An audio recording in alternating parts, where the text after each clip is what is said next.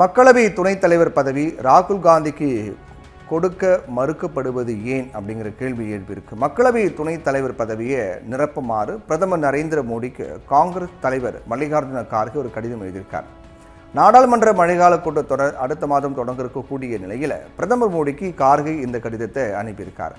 மக்களவை துணைத் தலைவர் பொறுப்பு கடந்த 6 ஆண்டுகளாகவே காலியாக தான் இருக்கு. கடந்த 2014 அதிலிருந்து 19 பிரதமர் மோடியினுடைய முதலாவது ஆட்சி காலத்தில் அதிமுக எம்பி தம்பிதுரை மக்களவையினுடைய துணைத் தலைவராக பொறுப்பு வகித்தார்.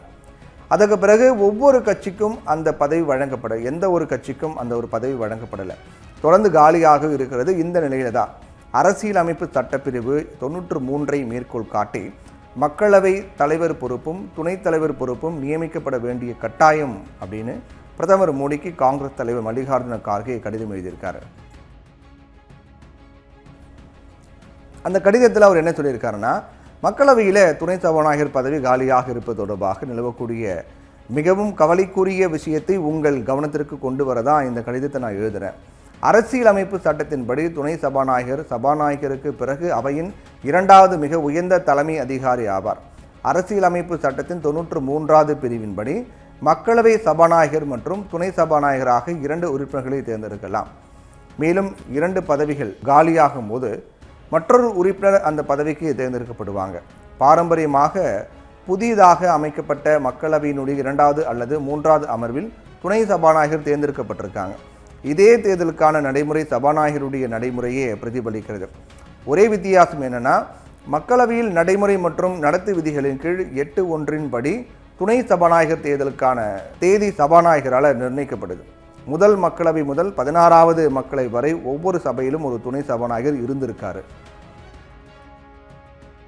பொதுவாக பிரதான எதிர்க்கட்சி உறுப்பினரிடமிருந்தால் துணை சபாநாயகரை நியமிப்பது அப்படிங்கிறது நன்கு நிறுவப்பட்ட ஒரு மரபு.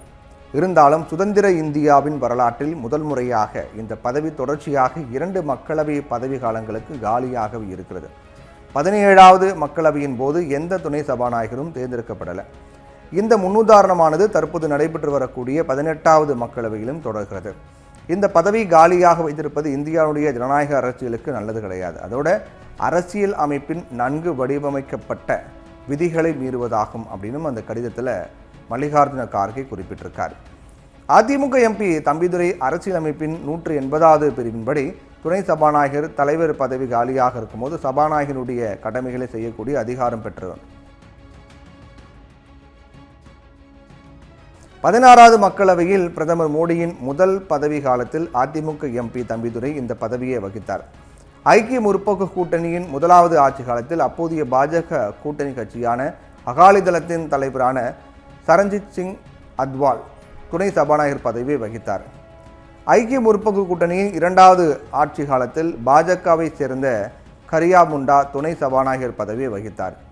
அடல் பிகாரி வாஜ்பாயின் 1999 முதல் 2004 வரையிலான ஆட்சி காலத்தில் காங்கிரஸை சேர்ந்த எம்பி சையத் இந்த பதவியை வகித்தார்.